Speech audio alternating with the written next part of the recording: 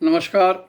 मैं सुरेंद्र बख्शी एक बार फिर आपके सामने उपस्थित हूँ अपना एक बहुत बेहतरीन व्यंग लेकर, जो मंचों पर मेरा सबसे ज़्यादा पसंद किया जाता है अपने चैनल के माध्यम से।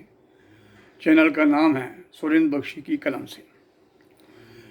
व्यंग का शीर्षक है गांधी जी के 3 बंदर। गांधी जी के 3 बंदर बचपन से हम इन्हें देखते आए हैं कि एक मुंह बंद किए बैठा रहता है, एक कान बंद किए बैठा रहता है, एक आँखें बंद किए बैठा रहता है। हमें बचपन से पढ़ाया गया है कि ये गांधी जी के 3 बंदर बुरा मत देखो, बुरा मत बोलो, बुरा मत सुनो के प्रतीक हैं। लेकिन जो आजकल के देश को चलाने वाले हैं, भारतीय राजनीति के विद्वान हैं, उनने इन बंदरों के संकेतों को क्या मतलब निकाला है और किस तरह से अपनी ज़िंदगी में उतारा है, ये इस व्यंग में है। तो सुनिए गांधी जी के 3 बंदर। जब एक दिन हम एक कुख्यात नेता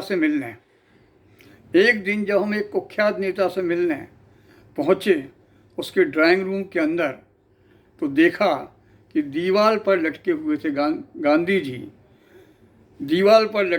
गांधी जी और अलमारी में बिराजे हुए थे उनके 3 विख्यात बंदर।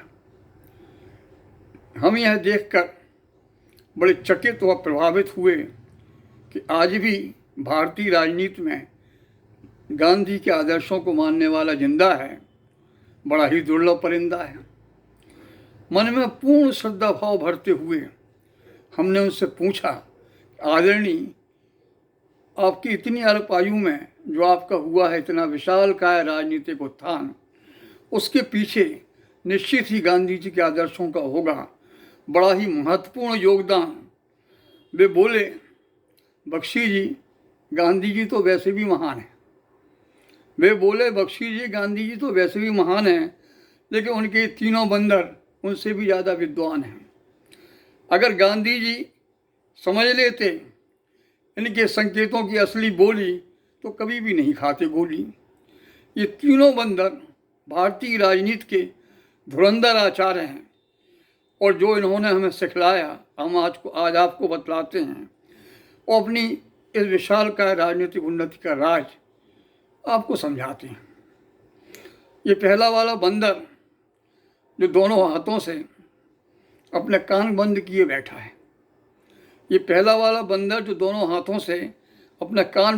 बैठा है, हमसे ये कहता है कि मेरी बात अपने मन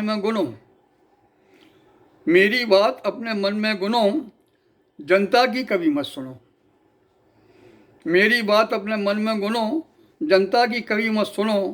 और ये दूसरा वाला बंदर जो दोनों हाथों से अपनी आंखें बंद किए बैठा है, पहले वाले से थोड़ा सा जेठा है। उसने हमें दिया है यह महाज्ञान कि मेरी बात अपने हृदय में लिखो। चुनाव जीतने के बाद पूरे 5 साल तक कभी भी अपने चुनाव क्षेत्र की ओर मत देखो। और तीसरा वाला बंदर, ये बाकी दोनों बंदरों का बाप है, यही तो हमारा असली उस्ताद है। इसने हमें जो दोनों हाथों से अपना मुंह को बंद करके बैठा है, हमसे ये कहता है कि जो भी मिले उसे तुरंत पचा लो, चारे से लेकर पूरा देश तक खा लो, लेकिन खाने की आवाज़ और अपनी डकार मुंह के बाहर कभी मत निकालो। जो भी मिले उसे तुरंत पचा लो, चारे से लेकर पूरा देश तक खा लो, लेकिन खाने की आवाज़ और अपनी डकार मुंह के बाहर कभी मत निकालो। और जब तक हमने गांधी जी के आदर्शों को अपनाया तब तक थी हमारे पास फटी चप्पलें, टूटी साइकिल और एक जीर्ण शीर्ण छाती की छाया। और जब से समझी हमने इन बंधनों के संकेतों की असली भाषा, बस तभी से बदल गई हमारे जीवन की परिभाषा।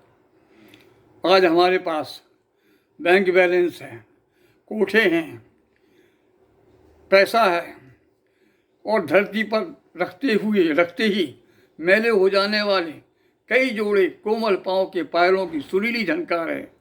और शायद इसीलिए हमारे पास आज लाल बत्ती वाली कार है, शायद इसीलिए आज हमारे पास लाल बत्ती वाली कार है।